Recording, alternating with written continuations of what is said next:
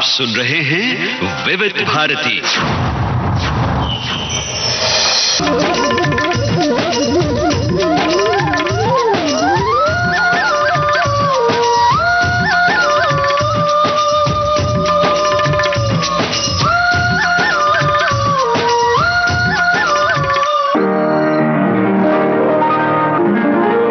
आज के मेहमान। अथ स्वागतम शुभ स्वागतम अथ स्वागतम शुभ स्वागतम आनंद मंगल मंगलम आनंद मंगल मंगलम हित प्रियम भारत भारतम हितप्रियं भारत भारतम स्वागतम शुभ स्वागतम अथ स्वागतम शुभ स्वागतम।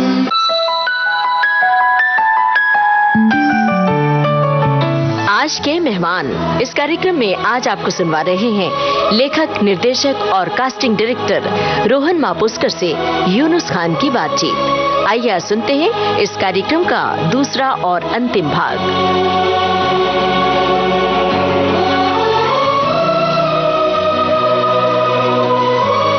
थ्री इडियट्स के बाद फरारी की सवारी मैंने इंडिपेंडेंट फिल्म, लेकिन वो शानदार फिल्म है, उसकी भी कास्टिंग गजब है। हाँ, तो उन्होंने मुझे बोला था कि तू कर ले, देखते कि कैसे कहां तक जाती है। उसकी एक अलग कहानी है सर। जो बच्चा था फरारी की सवारी में, वो नॉन एक्टर था। हमने काफी ऑडिशंस किए थे, अनगिनत ऑडिशंस किए थे। मतलब ये नहीं कि मुंबई में, हमने इंडिया में ऑडिशंस किए थे, हमें वर्ल्ड वाइड ऑडिशन किए थे। यूएस से भी कुछ ऑडिशन आए थे, न्यूजीलैंड से कुछ ऑडिशन आए थे, जो बेसिकली इंडिया से कुछ लोग गए, उनके बेटों के ऑडिशन। बिल्कुल कोई पसंद नहीं आ रहा था। तो इसलिए पसंद नहीं आ रहा था, मैंने जो चीज बोली ना कि जिस तरह राजू सर पर्टिकुलर होते हैं, उन्हीं के शिष्य है राजेश मापुस्कर। बिल्कुल, तो वो भी उतने ही पर्टिकुलर है। तो आपने अगर किरदार लिखा तो किरदार को सूट होने वाला ही बंदा आप मुझे लाके दो। तो फरारी में जो किरदार लिखा गया था, आपने अगर फिल्म देखी हो कि उसमें 3 लोग है घर में मर्द। एक दादा है, उनका बेटा है, उनका पोता है। बिल्कुल। शर्मन जो है वो उस बेटे के फादर है और बमन सर दादा ने प्ले किया हुआ रोल है। तो इमेजिन करो आप, कहानी का बेस क्या है कि दादा जो है बहुत बड़े क्रिकेटर रह चुके हैं, बेटा क्रिकेटर नहीं बन चुका, वो नॉर्मली बीएमसी में काम करता है, और उसका बेटा जो है वो दादा की ही इतना खूबसूरत क्रिकेट खेलता है। मैं कहानी नहीं बता रहा हूँ, जानबूझ के मैं एग्जाम्पल दे रहा हूँ। तो सोच कैसे आई है कि बेटे को इंटरेस्ट नहीं था लेकिन पोते को इंटरेस्ट है, तो पोते के ख्वाब पूरे करने के लिए बेटे का, मतलब बाप को अपने बेटी की इच्छा पूरी करने के लिए बुनी हुई पूरी फिल्म है। तो इमेजिन कीजिए, जिस घर में माँ है नहीं, जिस घर में औरत है नहीं, जहां पे तीनों मेल से ही घर बना है, तो उस घर के बेटी की मैच्योरिटी क्या होगी। और खास करके जितना मैं जानता हूं या मैंने सीखा है, जो मैंने एक्सपीरियंस लिया है, किया है, जिनके माँ बाप सेपरेट होते हैं, जिनकी माँ या बाबा जल्दी गुजर जाते हैं, उस बेटों में या बेटी में एक अलग सी मैच्योरिटी आती है। तो उस किरदार को वैसे लिखा गया था कहानी में। तो मैं हमेशा ये नहीं देख रहा था कि वो एक्टर कैसे होगा, इसलिए मुझे शायद वो एक्टर नहीं मिल रहा था। लोग देख रहे थे कि हमें एक्टर क्यों नहीं मिल रहा है। मतलब मुझे 8 महीने लगे थे उस ऑडिशन के लिए जी। क्यों नहीं मिल रहा है, क्यों नहीं मिल रहा है, क्योंकि जो किरदार लिखा है वो नहीं मिल रहा है। 2 चीजें थी जो मुझे मिलनी थी, एक उसकी मैच्योरिटी और उसका फेस जो शर्मन सर के साथ मैच हो। मैं तब बिंबिसार नगर में रहता था, जोगेश्वरी में। मेरी बहन रहती थी, मौसी की बेटी, जो संगमेश्वर, मैंने बोला उसकी बेटी, उसका ससुराल वहां पे था, तो मैं उनके वहां पे रहता था। इसके माध्यम से मैं उनको भी थैंक यू बोलना चाह रहा हूँ, क्योंकि शायद उन्होंने उस वक्त मुझे अगर सहारा नहीं दिया होता तो आगे की जिंदगी नहीं बढ़ती।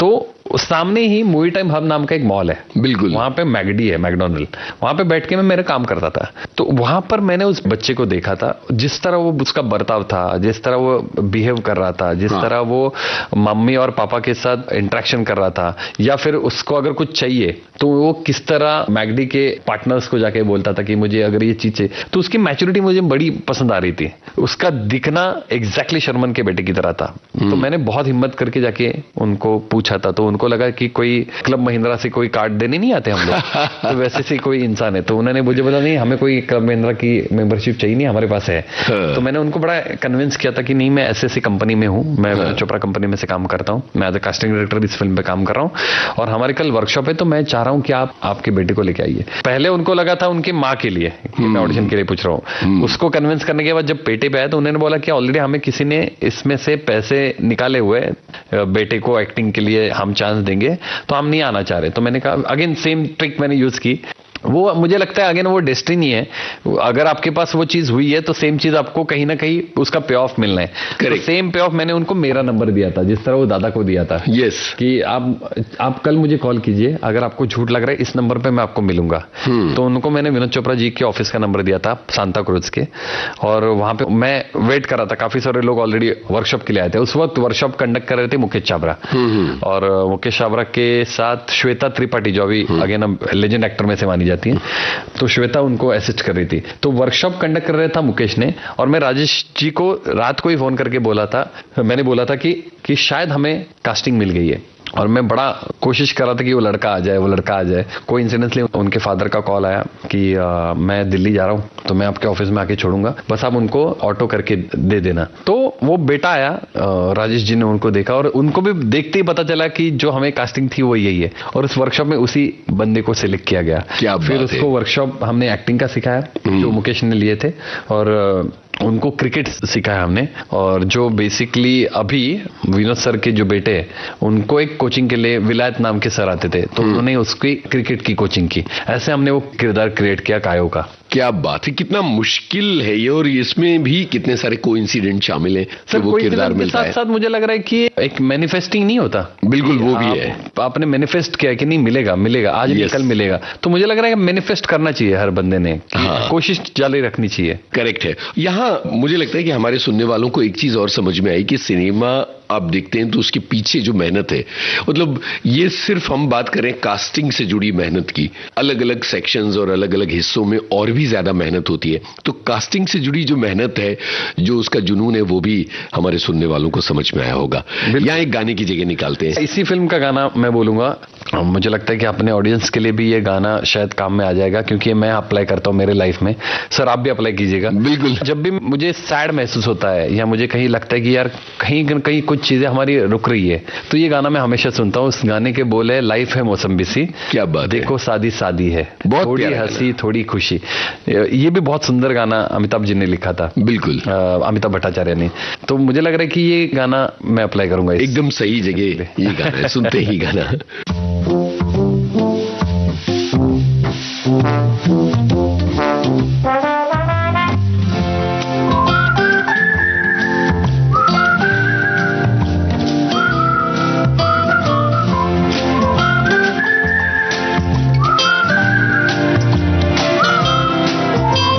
लाइफ ये मौसम्बी सी, देखो ताजी ताजी है, थोड़ी हंसी जो इसमें घुली तो मीठी हो जाती है।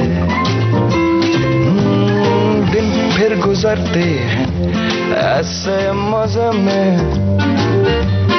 जैसे सुबह संडे की हो और रोज रोज आती है। ऐसी मस्ती में बुनी है कहानी ये बनी, सुनती है इसको अगर तो सीटियां हवा बजाती हैं।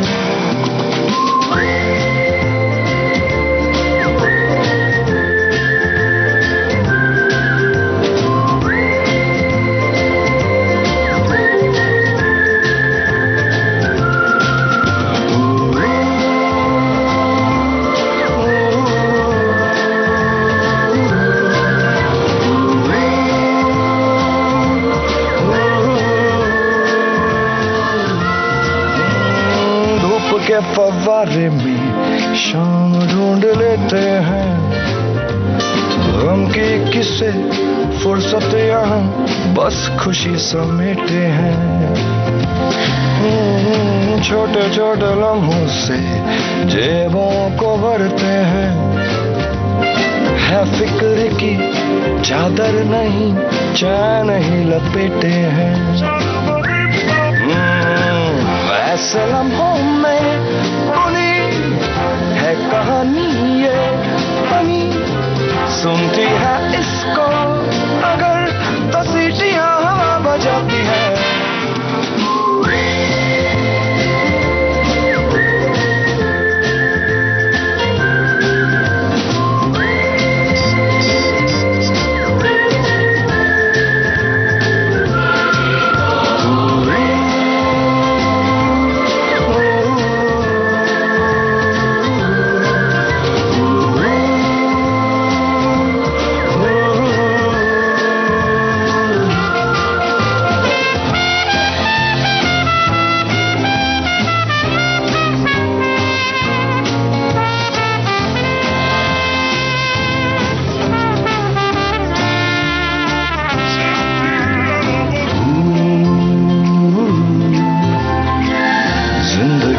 कर रही,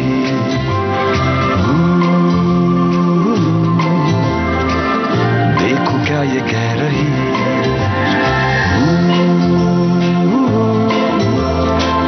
चार दिन की बात है,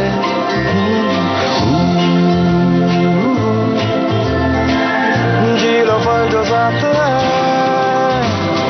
इन पलों ही में बुनी है कहानी ये बनी, सुनती है इसको अगर तो सीटियां हवा बजाती है।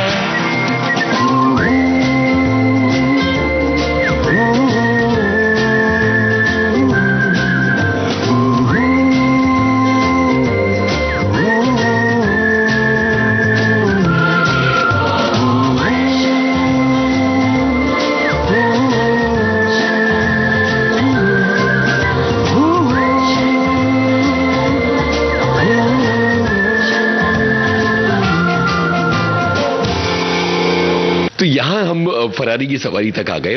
बहुत बड़ी बड़ी फिल्मों की कास्टिंग की इसके बाद भी आपने, और वो जो लिस्ट है वो बहुत बड़ी और महत्वपूर्ण लिस्ट है, तो उसमें से कुछ यादें हमारे साथ बांटिए अलग अलग फिल्मों से जुड़ी।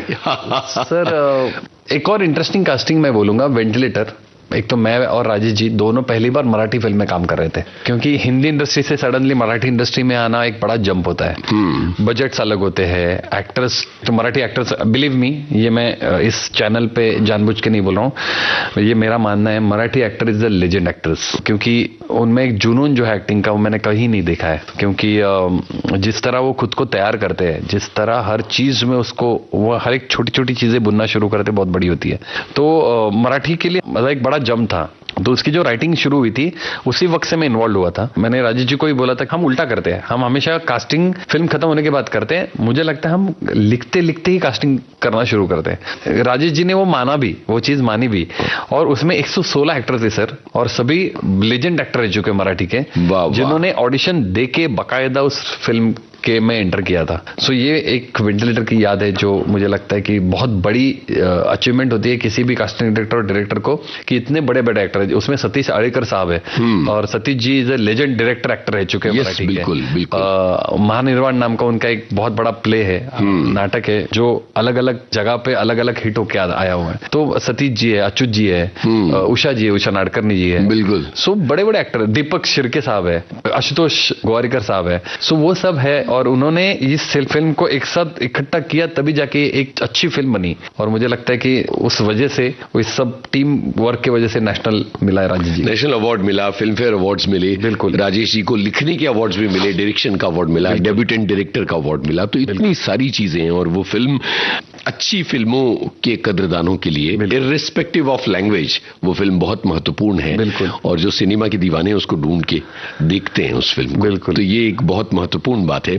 आपने बीच में नाटक का जिक्र किया, और मुझे ना एक सूत्र मिल गया आपसे आगे की बात करने का, और वो है कि आपने एक नाटक प्रोड्यूस किया है। जी सर, कनुप्रिया नाम का नाटक मैंने प्रोड्यूस किया, धर्मवीर भारती का लिखा हुआ, भारती जी का लिखा हुआ। वो भी एक रीजन है उसका भी। मैं बड़ा प्रेज करता हूँ नाटक करने वाले लोगों को, बहुत प्रेज करता हूँ। मुझे बड़ा पसंद आता है कि किस तरह ये क्रिएट करते हैं अपने किरदार को, और किस तरह लोगों में हर दिन परफॉर्म करना उसी सुर में, उसी टोन में। अगर आप ऐसा नहीं कि जैसे अभी हम बात कर रहे हैं, मुझे अभी खांसी आई, मैं पॉइंट पे भूल भी सकता हूँ, बिल्कुल। तो नाटक में तो 100 चीजें होती है, तो वो चीज आपको पकड़ के आपके किरदार को आगे लेके जाना है। तो ये बहुत बड़ी बात है अपने आप में। और आपको लाइव देख रहे लोग, आप 1000-2000 लोगों के बीच में खड़े हो और आप उनको एंटरटेन कर रहे हो, ये बहुत बड़ी बात है। तो मैं बड़ा प्रेज करता हूँ नाटक को और सभी एक्टर्स को। तो कनुप्रिया जब मैंने सुना, उसका डायरेक्शन किया है, डायरेक्टर है मिताली जोशी, जो बेसिकली मिताली देशमुख अभी जोशी, और मिताली जी ने उस नाटक को डायरेक्ट किया था। दोस्ती दोस्ती में उन्होंने मुझे बोला था मैं नाटक कर रही हूँ, तो मैं प्रोड्यूसर ढूंढ रही हूँ, तो मैंने बोला चल मैं करता हूँ प्रोड्यूस। तो मतलब मैंने जानबूझ के नहीं, मतलब सुना भी नहीं था, मैंने मस्ती मस्ती में बोला था। तो उसने बोला अरे पहले सुन तो ले। मैंने बोला नहीं कर रही तो तू अच्छी कर रही होगी। फिर एक दिन मैं बैठ के मैंने बोला यार प्रोड्यूस कर रहा हूँ तो सुन तो लेता हूँ। तो उन्होंने मुझे कनुप्रिया सुनाया तो बड़ा पसंद आया, क्योंकि कनुप्रिया लिखा गया था एक राधा की कहानी, एक डिवोटी की कहानी, बिल्कुल। और उसने इंटरप्रेट किया था अगर राधा अभी होती तो, अभी राधा कैसे बात करती। इसलिए मैं बड़ा इंटरेस्ट इंटरेस्टेड रहा उस नाटक में और मैंने बोला मैं करता हूं प्रोड्यूस। तो हमने उसके, ये नहीं बोलूंगा कि काफी सारे शो किए, लेकिन लिमिटेड शो किए, लेकिन उस नाटक को काफी नवाजा गया उस टाइम पे। क्या बात है।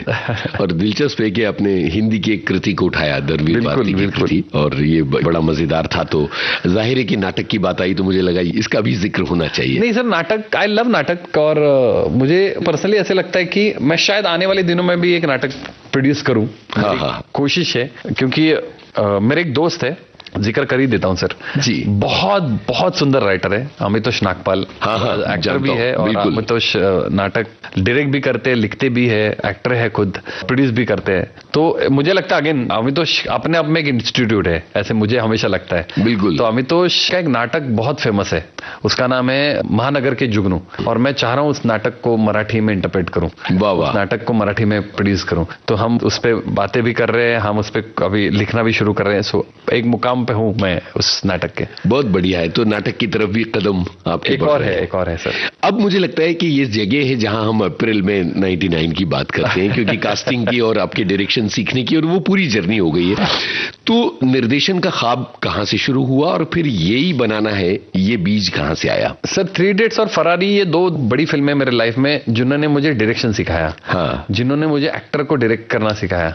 और एक और बीच में मैं एक फिल्म कर रहा था चिट्ठिया नाम से, जो डायरेक्ट करने वाली थी तनुजा चंद्रा जी, और प्रोड्यूस कर रहे थे विनोद चोपड़ा सर। ओके। वो फिल्म उस वक्त बनी नहीं, लेकिन उस कास्टिंग की प्रोसेस में मैंने तनुजा सी से वो सीखा एक्टर को कैसे डायरेक्ट करते हैं। क्या होता है, आप डायरेक्शन करते हो, आप डायरेक्ट भी करते हो, लेकिन काफी बार आपको एक्टर, अगर आप एक्टर वीक है, या वीक मतलब वीक नहीं बोलूंगा, लेकिन आपको प्लस माइनस पता चलते हैं। और मेरी ये बड़ी प्रॉब्लम है सर कि मुझे अगर एक्टर समझ में आता है ना, तो मैं बहुत कम काम करता हूं उसके साथ, क्योंकि मुझे पता होता है कि वो किस तरह, कहां पे पॉज लेने वाला है, वो कहां पे इमोशंस कैसे लाने वाला है, ये मुझे ऑलरेडी पता होता है। तो मैं बड़ा डरता हूं उस सब चीज से। तो तनुजा जी से मैंने वो चीज ली थी, एक्टर को डायरेक्ट कैसे किया जाता है। जिस तरह तनुजा जी एक्टर को मोल्ड करती है ना, वो सर इनसेन है। मतलब उनकी एक डॉक्यूमेंट्री बड़ी शानदार बनी है, आंटी सुधा आंटी राधा, या आपने देखी हो। तो तनुजा जी मैं बोलूंगा सर, तनुजा जी से मुझे बहुत चीजें मिली एज ए डायरेक्टर।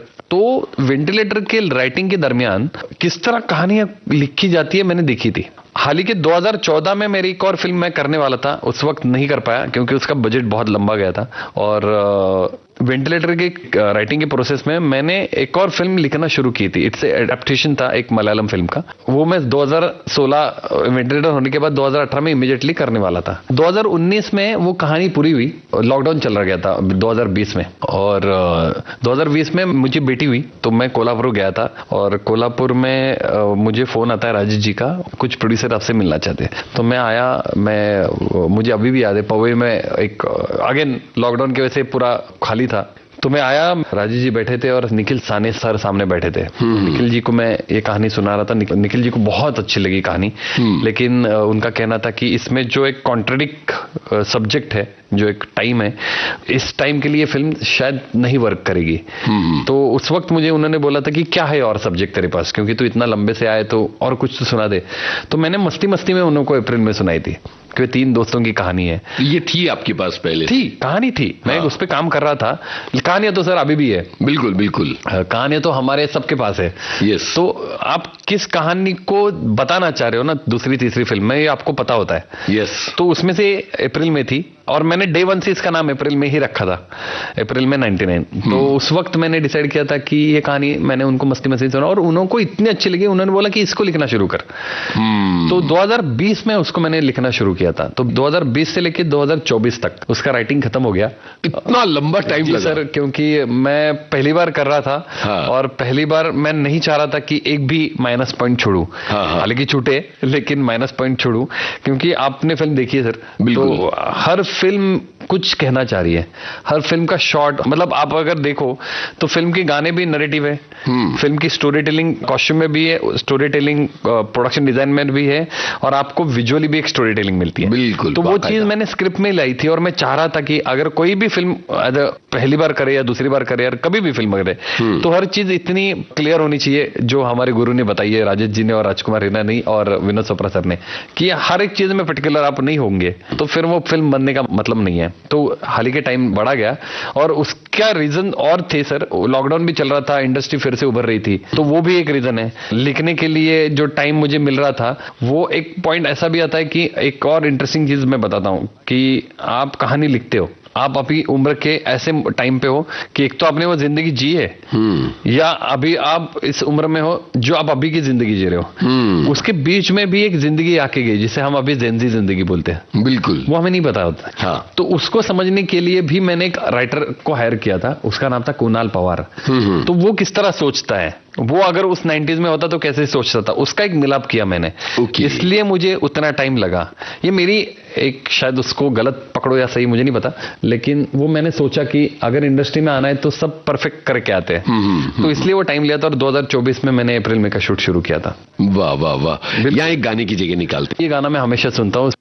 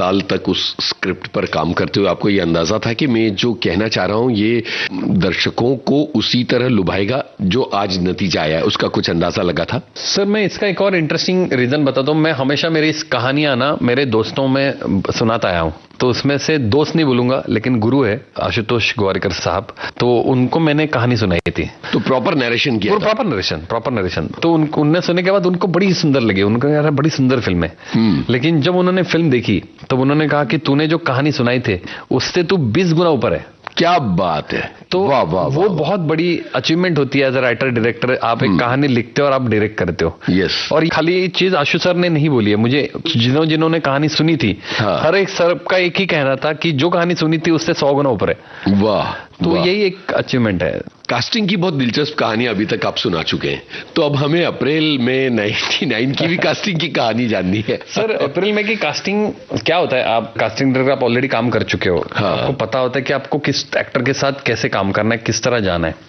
जो फिल्म में लड़की का किरदार जिन्होंने किया है उनका नाम है साजिरी जोशी, और रुजुता देशमुख मराठी एक्टर है, उनकी बेटी है। और रुजुता की बेटी की वजह से उनको मैं बचपन से देखता आया हूँ। तो उसका मैंने एक ऑडिशन किया था 2018 में। एक फिल्म बनी थी हबड्डी नाम की, सारेगामा ने प्रोड्यूस की थी, नचिकेत सामंत जी ने डायरेक्ट की थी। और उस वक्त ऑडिशन के दरमियान मैंने साजिरी को देखा था और मैंने उसी वक्त डिसाइड किया था कि अगर इस उम्र में कभी फिल्म करूंगा तो मेरा पहला प्रेफरेंस साजिरी होगी। वाह! और मैंने अप्रैल में लिखना शुरू किया तो साजिरी की फोटो देखते देखते, क्योंकि साजिरी मुझे बचपन से पता है, उसकी प्लस माइनस आपको पता है। हालांकि एक टाइम के बाद लोग बदलना भी शुरू होते हैं, तो लिख लिया मैंने साजिरी के पर्सपेक्टिव से। और जिस दिन मैं उसे मिला तब उसने मुझे मना कर दिया फिल्म करने के लिए, क्योंकि उसको नाटक करना था। और मुझे बड़ा अच्छा लगा कि कोई फिल्म को मना कर रहा है बिकॉज ऑफ नाटक। क्योंकि उसने डिसाइड किया था कि मैं एकांकिका करना चाह रहा हूँ, मेरा लास्ट ईयर है और मैं इसके बाद शायद एकांकिका नहीं कर पाऊं। एकांकिका मतलब 1 एक्ट प्ले। बिल्कुल। उसको मैंने बड़ा कन्विंस किया कि मैं चाह रहा हूं कि इस फिल्म में तू काम करे, कि मैंने पूरा किरदार तुझे देख के लिखा हुआ है। हालांकि उसने वो मुझे जबान दी, अगर आप मेरे लिए रुकोगे तो मैं पक्का करूंगा। और मैं रुका क्योंकि मैं चाह रहा था कि वही फिल्म में काम करे। वाह! और जब उसने मुझे टाइम दिया, मैंने उसके साथ बैठ के बातें करना शुरू की। फिर मुझे पता चला कि अरे मैंने जो लिखी हुई जाई है इसमें काफी सारी चीजें बदल गई है। तो फिर से मैंने रीराइटिंग शुरू किया। जो साजिरी थी उसकी कुछ चीजें पकड़ के मैंने फिर से जाई क्रिएट की और साजिरी को फाइनल किया था। वाह! फिर जो उसमें एक और बंदा है कृष्णा नाम का, जिसका नाम है आर्यन मेंगजी। सत्कार नाम का एक बार है सर वेले पार्ले में, वहां पे बैठ के दोस्तों के साथ गप्पे मार रहा था और साइड में एक बंदा मोबाइल पे एक ऑडिशन देख के हंस रहा था। मैंने बोला इतना क्या हंस रहे हो, पहचान का नहीं था। तो उन्होंने बोला कि अरे आप कास्टिंग डायरेक्टर देखो, लड़का क्या एक्टिंग कर रहा है। तो आर्यन मुझे लग रहा है उस वक्त 4-4.5 साल का होगा और उसने अग्निपथ का विजय का किरदार प्ले किया था। और मैं इतना खुश हो गया, मैंने बोला ये लड़का है कौन। और जिसके साथ मैं गप्पे मारने बैठा था सत्कार में, वो डायरेक्टर थे 15 अगस्त के मराठी फिल्म के, जो माधुरी जी ने प्रोड्यूस की थी। तो उस वक्त मैंने उस लड़के को लॉक किया था और उस वक्त उसी भी डिसाइड किया था कि अगर कोई फिल्म करूंगा तो यही आएगा।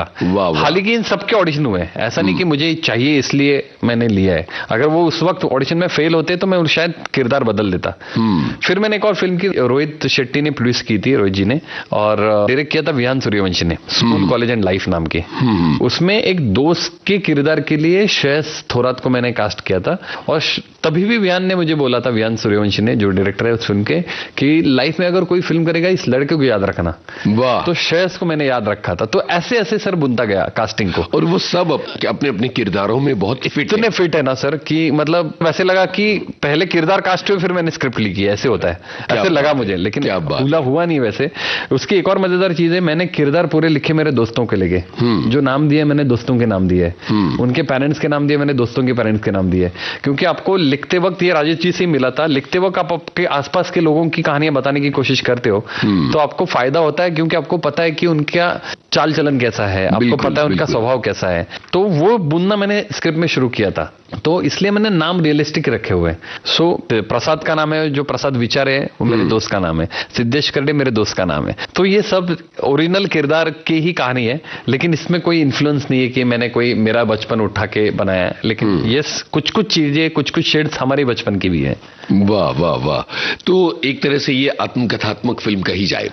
20% बोलूंगा, 80% तो क्रिएट की, क्योंकि हमारे लाइफ में ऐसी कोई लड़की आई नहीं थी उस वक्त, क्योंकि हम अंग्रेजी लेके आई हो जो। हाँ, क्योंकि लड़की बहुत तो उस वक्त पसंद नहीं करते थे। ऐसे लगता था कि यार हम है ना, हम तीनों मजे करते हैं, ऐसा था। लेकिन बाद में जाके पता चला कि लाइफ में लड़की भी कितनी इंपॉर्टेंट है। यहाँ एक गाने के लिए रुकते हैं।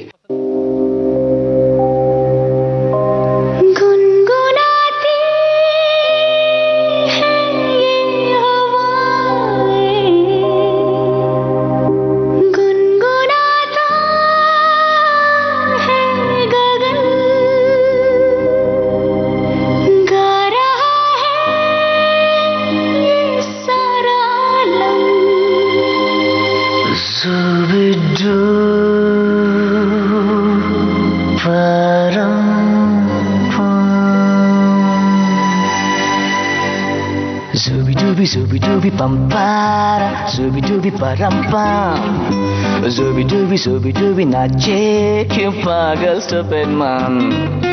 Zooby dooby pam para, zooby dooby param pam, zooby dooby nache क्यों पागल stupid man.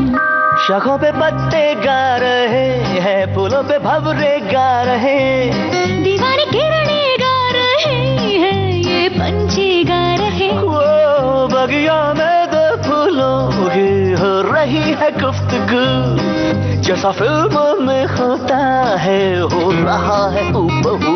आई आई आई ज़ूबी डूबी पंपारा, ज़ूबी डूबी परम पम, ज़ूबी डूबी नाचे क्यों पागल stupid man. Zooby dooby pampara, zooby dooby param pam, zooby dooby nache क्यों पागल stupid man.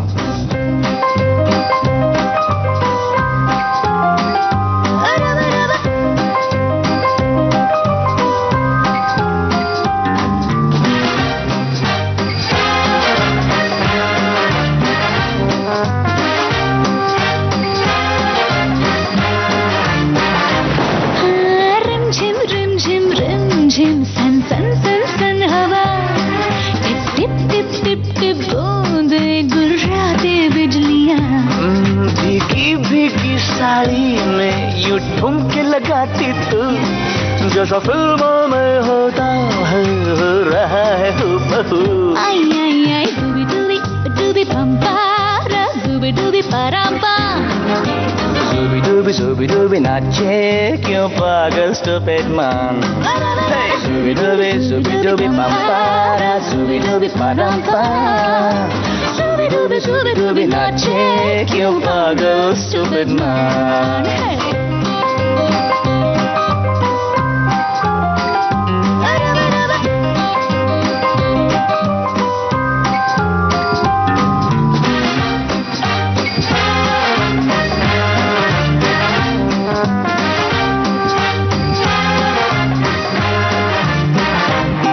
अंबर का चांद जमीन पर इतरा के गा रहा, एक टिम टिम टूटा तारा उठला के गा रहा।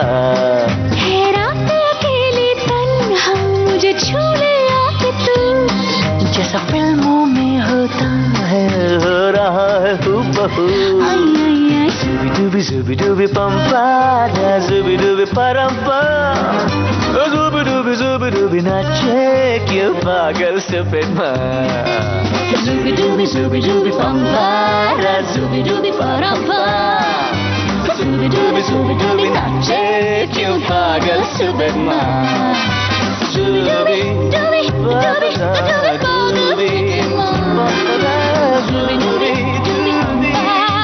पागल stupid man. इस फिल्म को बनाने के चैलेंजेस क्या थे? सर, एक सबसे इम्पोर्टेंट, फिर से वो चीज नहीं बोलूंगा सबसे कि मराठी बजट बहुत कम होते, लेकिन इसमें सबसे बड़ा चैलेंज था कि मैं हिंदी में जितने साल मैंने गुजारे थे वहां से वेंटिलेटर मैंने बनाई थी, लेकिन उसमें मैं एसोसिएट डायरेक्टर रह चुका हूं। लेकिन ये पहली बार मैं हैंडल कर रहा था जहां पर मुझे डायरेक्शन भी करना है और प्रोडक्शन भी देखना है। बिल्कुल। तो मेरे लिए वो सबसे बड़ा चैलेंज वही था कि as a first time director आप मराठी फिल्म कर रहे हो और आपको एक सर्टन अमाउंट में ही बनानी है और सर्टन डेट में ही बनानी है। हाँ हाँ। और क्योंकि 3 इडियट्स का आप शूट हम लोगों ने 110 दिन में शेड्यूल कंप्लीट किया था, फरारी का 78 डेज में कंप्लीट किया था, वेंटिलेटर का 35 डेज में कंप्लीट किया। अरे बाप रे। सो इसमें मैंने जो शेड्यूल निकाला था वो वही लगभग 36-35 डेज का निकल रहा था, लेकिन प्रोडक्शन पॉइंट ऑफ व्यू से देखा जाए तो उनके हिसाब से इस शूट का डेट 26 से 28 में ही कंप्लीट करना था। तो मैंने एक 28 में फिक्स किया था, 28 दिन में करता हूँ। ये बड़ा चैलेंज था, 28 दिन में आप पूरी फिल्म खत्म करो, उसमें 4 सॉन्ग्स है और पूरी कहानी आपको बतानी है। तो ये पहला चैलेंज था। दूसरा चैलेंज था सर वेदर, क्योंकि हम लोग अप्रैल मई में ही शूट करने वाले थे, क्योंकि साजिदी की जो डेट्स बदले तो मेरा फरवरी और मार्च का जो शूटिंग टाइम था वो टाइम मेरा अप्रैल में ही हुआ। तो उसी दिन मैंने डिसाइड किया था शायद ये फिल्म मेरा हाथ पकड़ के ही मुझे आगे लेके जा रही है। बहुत बढ़िया। क्योंकि अप्रैल में नाम भी है और अप्रैल में शूट भी कर रहे हैं। तो 2024 में शूट किए, 2025 में फिल्म रिलीज हुई है। तो 2024 में कहानी शुरू हुई तो वो दूसरा चैलेंज था कि वेदर, क्योंकि वेदर उस वक्त अप्रैल में ही बदलना शुरू हो गया था। बारिश अप्रैल में ही शुरू हो गई थी, 2 महीने पहले। 2 महीने पहले। तो वो बड़ा चैलेंज था। तीसरा बड़ा चैलेंज था सर कि सभी फिल्म में 95% नए किरदार है, किसी ने काम नहीं किया है। हाँ। दादी ने काम नहीं किया था, बच्चों ने काम नहीं किया था। बच्चों ने मतलब आर्यन छोड़ के किसी ने काम नहीं किया था। और जो प्रसाद के फादर है उन्होंने पहली फिल्म की थी वेड नाम की, वो भी मेरे साथ ही की थी एज ए कास्टिंग डायरेक्टर जब मैंने काम किया था। तो 95% लोगों की नई फिल्म थी। तो नए लोगों के साथ आप नई फिल्म कर रहे हो और इस तरह कर रहे हो कि जिसको 28 दिन में आपको कंप्लीट करना है। और खास करके आपको भी पता है सर, बच्चों को डायरेक्ट करना बहुत अपने आप में बड़ी बात होती है कि, और फिर कोंकण में मौसम बहुत बड़ा खेल निभाता है। बहुत, क्योंकि लाइट का प्ले अप्रैल में इतना होता है कि आपको कंटिन्यूटी के लिए लाइट बहुत इंपॉर्टेंट है। उसके लिए मैं चाहूंगा कि मेरी पूरी टीम का मैं शुक्रगुजार हूं। अपूर्वा शालिग्राम जो इस फिल्म की डीओपी रह चुकी है, प्रोडक्शन डिजाइनर है निखिल कोवड़े, कॉस्ट्यूम डिजाइनर है सचिन लोवलेकर, निनाद खानोलकर है एडिटर है, अनुज जी है जो अनुज देशपांडे वीएफएक्स है। तो पूरी टीम का शुक्र, मेरी एडी टीम है, एसोसिएट डायरेक्टर है इंद्रजीत भोसले, पूरी एडी टीम की भी मैं शुक्रगुजार हूं, क्योंकि हर एक टीम जो मिली मुझे उसने अपनी फिल्म देख के काम किया हुआ है। तो 28 दिन में जितने भी चैलेंजेस आए वो पूरे करने के लिए, आप बिलीव नहीं करोगे, फिल्म के लास्ट दिन जहां पर हम मनदाई नाम का गाना है फिल्म में, वो शूट कर रहे थे और मुझे पता चला कि दूसरे दिन जहां पे हम शूट कर रहे हैं वो शूट का लोकेशन बारिश की वजह से नहीं मिल रहा है। तो रात को शाम को 7 बजे मुझे न्यूज मिली, मैंने पूरा सीन रात को रीराइट किया और दूसरे दिन शूट किया, जो आपने देखा होगा जहां पर वो क्लिफ पे बैठे हुए हैं। वो पहले मैं कहीं और ही शूट करने वाला था। अरे तो पूरा क्या होता है, आपने एक लोकेशन देखी है, लोकेशन के हिसाब से आपने पूरा सीन लिखा हुआ है, तो उसको मुझे रीराइट करना पड़ा। तो चैलेंजेस इस फिल्म में बहुत आए, मुझे एंड तक चैलेंज आए कि आपको इस ऑडियंस से शायद जो भी सुनेंगे लोगों तक पहुंचे, शायद आने वाले डायरेक्टर को या कोई और डायरेक्ट कर चुका है लेकिन जिसकी फिल्म रिलीज नहीं हुई है उसके लिए शायद इसका हेल्प हो। मराठी फिल्म बनाना मुझे लग रहा है उतना मुश्किल नहीं है जितना मराठी फिल्म को आपको बेचना और रिलीज करना मुश्किल है। जी जी, एक बहुत बड़ा चैलेंज होता है। अपने पास बहुत सारे कम स्टूडियो है जो मराठी फिल्म लेते हैं और करते हैं, और काफी बार ये भी होता है आपको उनको फिल्म अच्छी लगती है लेकिन उस फिल्म को वो ले नहीं पाते क्योंकि उनके पास ऑलरेडी उनके बैंक्स होते हैं जिनके टाइमलाइंस उन्होंने डिसाइड किए होते हैं। और मेरे फिल्म के नाम के हिसाब से मुझे आइदर अप्रैल या मई में फिल्म को रिलीज करना था, तो हमने इंडिपेंडेंट रिलीज करना सोचा और हमने इंडिपेंडेंट रिलीज की और लोगों ने उसको नवाजा। क्या तो बात। चैलेंज हर एक टाइम पे हर एक मुकाम पे आके गए इस फिल्म को। बहुत बढ़िया है और बहुत प्रशंसा इस फिल्म को मिली तमाम चुनौतियों के बावजूद। ये बहुत ही बड़ी बात है। यहाँ एक गाने के लिए रुकते हैं। हाँ, तो लग जा गले, क्योंकि वो फिल्म इतनी नजदीक है। जरूर सुनते हैं।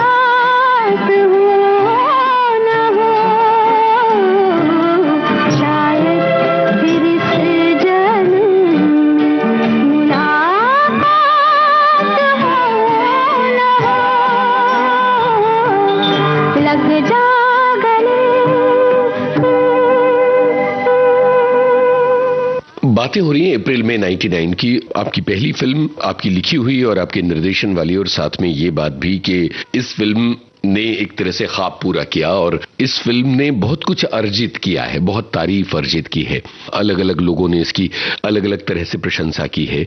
मैं जो सबसे पहली बात जानना चाहता हूं वो ये है कि मराठी होते हुए भी ये फिल्म अक्रॉस इंडिया लोगों ने देखी और उसकी ओटीटी पर आने के बाद बहुत ज्यादा तारीफ हुई, अलग अलग भाषाओं के लोगों ने देखी।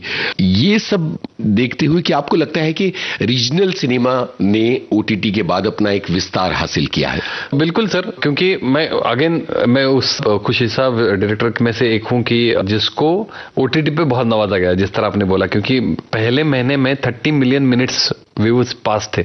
अगर पॉसिबल हो तो मराठी फिल्म जो अच्छी बनती है, और मुझे अगेन लगता है हर मराठी फिल्म या हर रीजनल फिल्म लेने की जरूरत नहीं है, जो फिल्म आपको मेरिट पे लग रही है, जिस फिल्म का आपको लगता है कि इस फिल्म का पोटेंशियल है, इसको फिल्म को देखा जा सकता है, उसको अपने लेके ओटीटी पे रिलीज करके लोगों ने देखना चाहिए और ऑल वर्ल्ड में देखना चाहिए।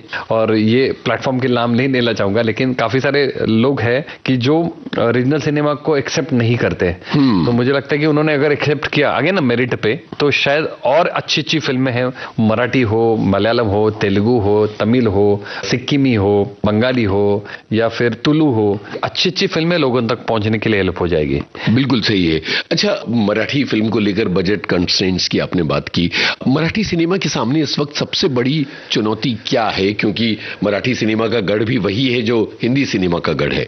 सर मल्टीपल रीजन है, उसमें से सबसे बड़ा चैलेंज मुझे जो लगता है वो थिएटर है। क्या होता है कि काफी सारी फिल्में महाराष्ट्र में रिलीज होती है, इंग्लिश फिल्में रिलीज होती है, हर लैंग्वेज में फिल्म रिलीज होती है, तमिल, तेलुगु, कन्नड़ा, मलयालम, हिंदी, बंगाली, इतनी फिल्में बनती है, और इस फिल्मों के साथ साथ एक मराठी भी लैंग्वेज है जो महाराष्ट्र की लैंग्वेज है। तो मुझे लगता है कि थिएटर मिलना थोड़ा बड़ा चैलेंज है मराठी इंडस्ट्री के लिए। अगर थिएटर मिलेंगे, और अगेन मैं जो बात कहना चाह रहा हूँ, जो फिल्म मेरिट पे चल रही है उसको चलाना ही चाहिए, ऐसे मेरा मानना है। अगर मेरिट पे नहीं है आप उतार दो, वो तो किसी भी फिल्म के साथ हो सकता है, ना कि मराठी, आप तुली, तेलुगु, तमिल, हिंदी, कोई भी फिल्म के साथ हो सकता है। लेकिन आपको पता होता है कि मेरिट पे फिल्म नहीं चल रही है हिंदी, फिर भी आप प्रोड्यूसर हो या थिएटर्स हो उसको सस्टेन करते हैं। तो मुझे लगता है कि अगर मेरिट पे फिल्म हो तो उसको आपको सस्टेन करने की ताकत एक तो मराठी ऑडियंस में होनी चाहिए, और साथ साथ में एक और चीज जो मुझे लग रही है कि ना कि मराठी ऑडियंस, मुझे लग रहा है कि नॉन मराठी आदमियों ने भी और ऑडियंस ने भी इसको इतना सपोर्ट करना चाहिए। जैसे अप्रैल में लोगों ने काफी देखी थिएटर में, लेकिन ओटीटी पे वर्ल्ड ने देखी। तो यही अगर थिएटर में आती चीज, मतलब काफी सारे मैसेजेस मुझे बाद में आए कि अरे हमने थिएटर में अच्छी फिल्म मिस कर दी। तो वही प्रॉब्लम है कि आप थिएटर में क्यों मिस कर रहे हो, आप मेरिट पे क्यों नहीं देख रहे हो। तो मेरिट पे अगर आप देखोगे फिल्म को, शायद तो अच्छी अच्छी फिल्में जो बनी है, जो बनने वाली है, तो शायद लोगों तक पहुंचे, अच्छी अच्छी फिल्में आ रही है सर। बिल्कुल, बहुत बढ़िया बात आपने बोली। इसके बाद क्या हो रहा है? अप्रैल में 99 के बाद क्या हो रहा है? सर 3-4 पाइपलाइंस में फिल्म है। किस भाषा में है? 2 मराठी है और 2 हिंदी है। चारों पे काम कर रहा हूँ। एक तो अप्रैल में पार्ट 2 है। अरे वाह वाह। या डेफिनेटली है, क्योंकि कुछ सवाल जवाब रह गए, उसको कंप्लीट करना है। तो अप्रैल में 2 है। उसके साथ एक और मराठी फिल्म लिख रहा हूँ, इसी जोन में कुछ करने की कोशिश है। और अगेन 2 हिंदी फिल्में जो मैं चाह रहा हूं कि रीजनल में मैं हिंदी सिनेमा बताने की कोशिश कर रहा हूं। तो ये 4 फिल्मों पे काम कर रहा हूं सर। कितना मुश्किल होता है अप्रैल में 99 जैसी फिल्म बनाने के बाद उसकी जो तारीफ है और उसका जो जुनून है उससे बाहर निकल के नया प्रोजेक्ट शुरू करना, एक प्रोजेक्ट से बाहर निकल के एक दूसरे जुनून की शुरुआत करना? सर बहुत मुश्किल है, पर्सनली बोलना चाहूं। मैंने ये 2 बार राजेश जी से भी बात की कि आपने आपकी पहली फिल्म की फरारी की सवारी, फिर आपने दूसरी फिल्म पे काम शुरू किया, आपको कितना टाइम गया? तो उन्होंने मुझे एक बहुत अच्छी चीज बोली कि तू कुछ मत कर, फिल्म तुझे खुद निकाल देगी बाहर।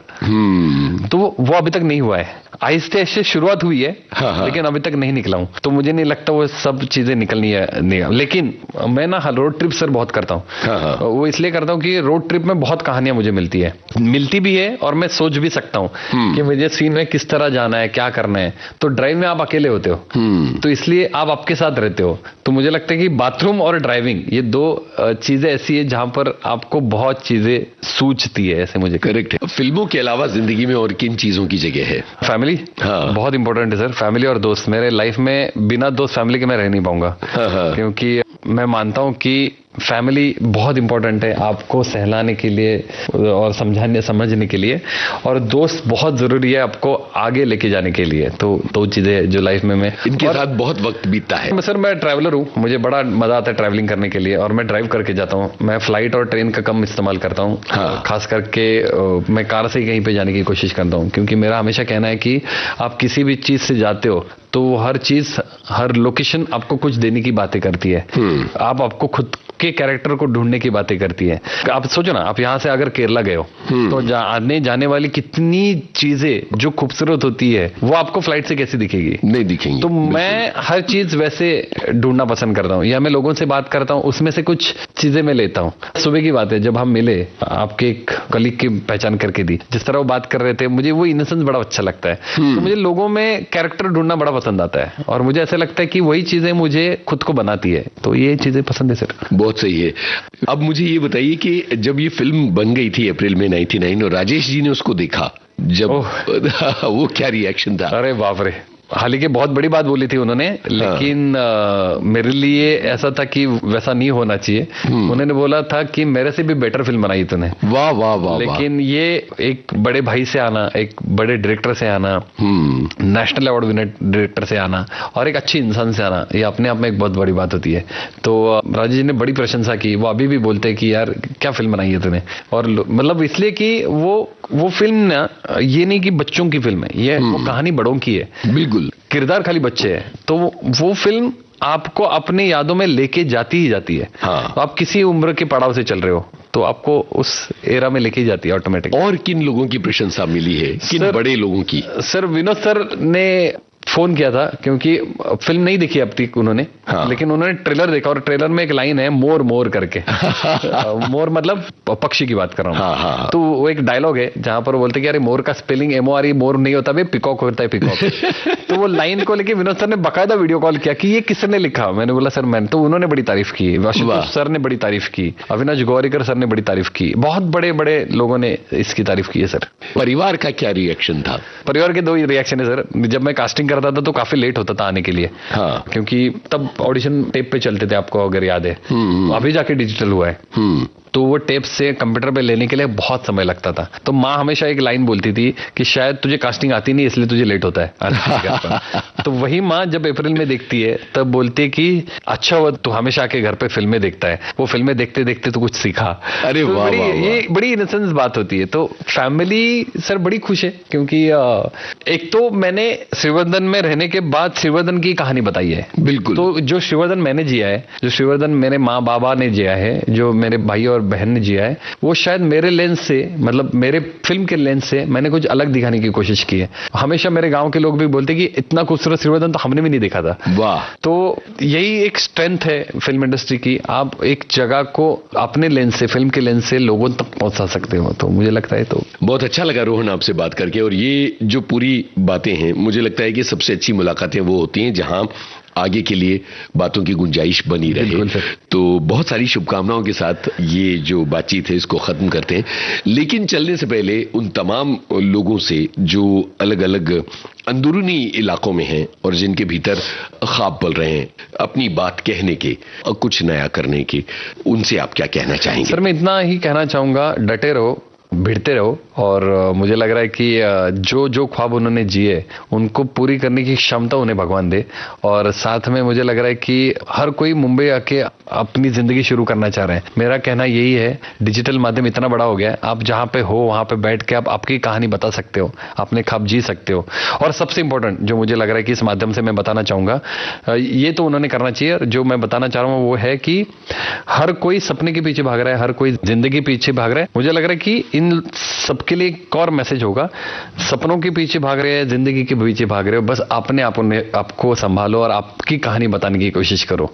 किसी के लिए मत काम करो, अपने लिए काम करो, क्योंकि सपने भी हमारे लिए काम कर रहे हैं, जिंदगी भी हमारी काम कर रही है। तो आप रहो, बस इतना ही कहना चाहूंगा। बहुत बहुत शुक्रिया रोहन, विविध भारती में आने के लिए और इतनी दिलचस्प बातें करने के लिए। Thank you ji, thank you so much. और विविध भारती की और आपकी बहुत सारे आभारी हूं मैं। शुक्रिया। जाने नहीं देंगे तुझे जाने तुझे देंगे नहीं, जाने नहीं देंगे तुझे, जाने तुझे देंगे नहीं। चाहे तुझको रब बुला ले, हम न रब से डरने वाले, राहों में डट के खड़े हैं हम। यारों से नजरें चुरा ले, चाहे जितना दम लगा ले, जाने ना तुझको ऐसे देंगे हम। जाने नहीं देंगे तुझे, जाने तुझे देंगे नहीं।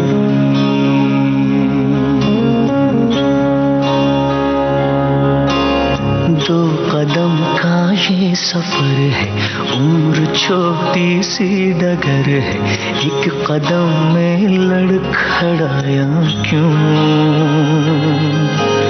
सुन ले यारों की ये बातें, बीतेंगी सब गम की रातें, यारों से रूठा है साले क्यों। जाने नहीं देंगे तुझे, जाने तुझे देंगे नहीं, जाने नहीं देंगे तुझे, जाने तुझे देंगे नहीं।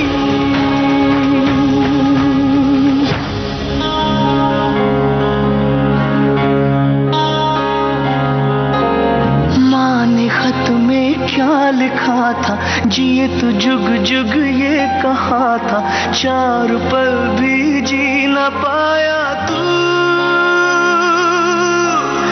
यारों से नजरें मिला ले, एक बार तो मुस्कुरा दे, उठ जा साले यूं सताता है क्यों।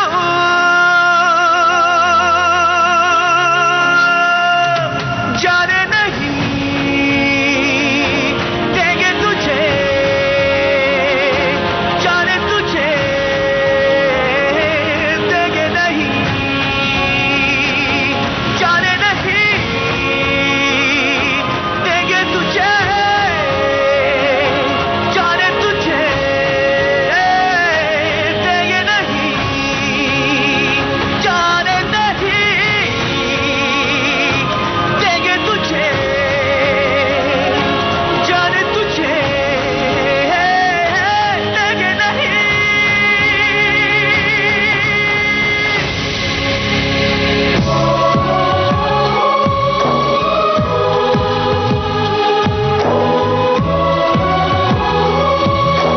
आज के मेहमान। इस कार्यक्रम में अभी आप सुन रहे थे लेखक, निर्देशक और कास्टिंग डायरेक्टर रोहन मापुस्कर से यूनुस खान की बातचीत का दूसरा और अंतिम भाग। चलने से पहले आपको बता दें, हमारे रिकॉर्डिंग इंजीनियर समृद्धि नायक, विविध भारती की ओर से इस कार्यक्रम की प्रस्तुतकर्ता तेजश्री कांबले।